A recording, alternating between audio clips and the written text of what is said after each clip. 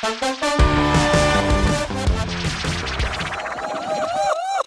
the past few years, James Franco has been under a lot of scrutiny over alleged sexual misconduct at his now closed Studio 4 acting school. A lawsuit was presented against Franco and also names Franco's production company, Rabbit Bandini. This includes his partners Vince Jolivette and Jay Davis as defendants too. But there's been more fallout than closing an acting school. Some say the damage has already been done to James's career and others. Want to know more about the lawsuit and who's been affected? Keep watching to get the skinny from today's trender.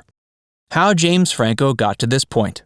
James Franco is a California native, born in Palo Alto. During high school, his father encouraged his natural abilities with mathematics, and he even interned with Lockheed Martin. James got his start in acting in high school as well, while acting in school plays until graduating in 1996. Despite his academic acumen, interest in marine zoology, and a juvenile record, he enrolled at UCLA as an English major. It didn't last though, and he dropped out after the first year to start an acting career, at least until he could start their acting program 2 years later. Eventually, he went to the California State Summer School for the Arts in 1998 to study acting. Also, he took acting lessons with Robert Carnegie at the Playhouse West until UCLA was ready for him. After almost a year and a half, Franco was auditioning for roles in Los Angeles. His first role was for Pizza Hut. Next were guest roles in TV. His breakout role, though, was in 1999 with Freaks and Geeks on NBC. After building a small portfolio, he was also able to land roles in Never Been Kissed and Whatever It Takes in 2000.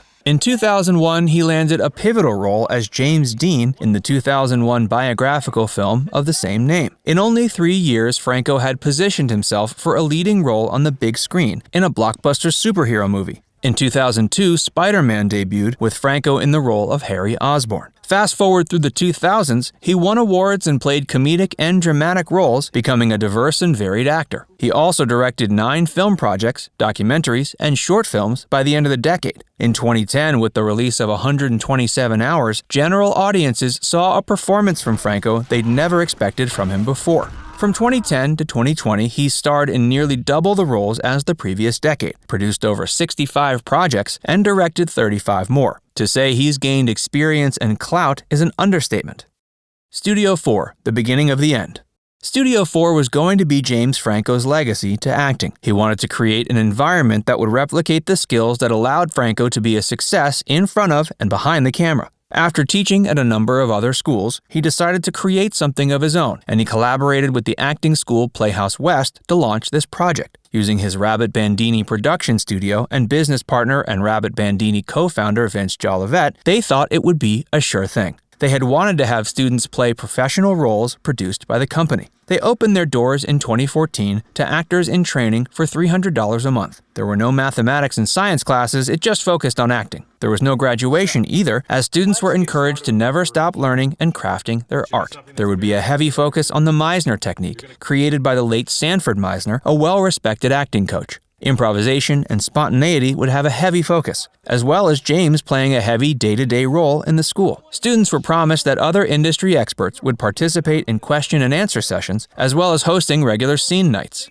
Studio 4 had locations in both New York City and Los Angeles. It seemed like there were a lot of good things going for Studio 4 and James Franco. Making a scene. Did it go too far?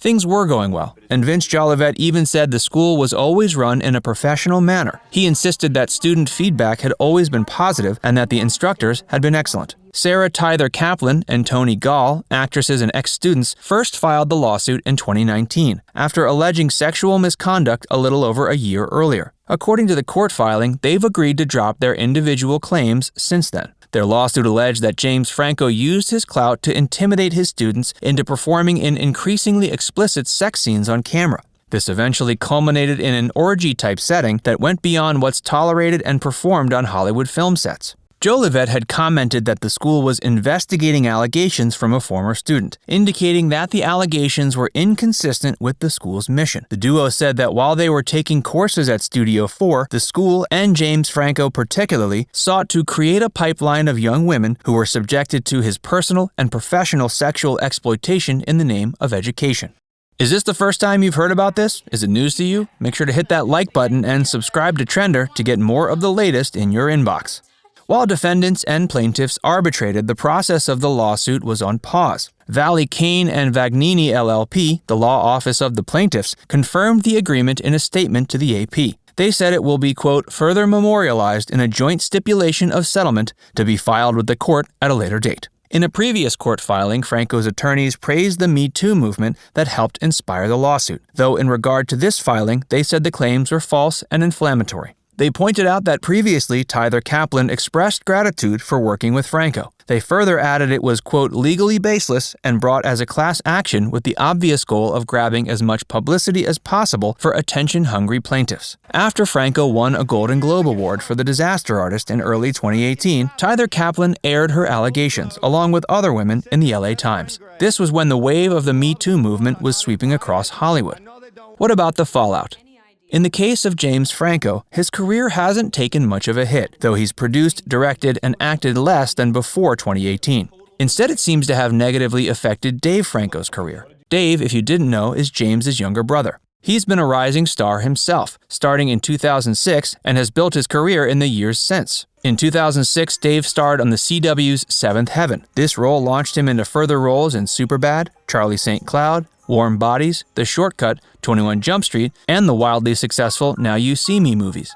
Since 2018, he's slowed down a little bit, with only a few starring episodes in Easy from Netflix. In 2017, in The Disaster Artist, the two brothers acted together and both won a Golden Globe. Ironically, it was after this win that James Franco started with his legal woes. Since then, Dave has starred in 6 Balloons for Netflix and If Beale Street Could Talk, and in 2019, Zeroville and 6 Underground. Lastly, in 2020, he directed The Rental, a screenplay that he and his wife, Alison Brie, wrote. For Dave's sake, the Golden Globe win must be bittersweet. It's likely he's been considered guilty by association. With James's career already established and strong, Dave's is still getting going. Time will tell what effect this will have on both of their careers, but we hope Dave Franco's doesn't crash and burn as an innocent bystander.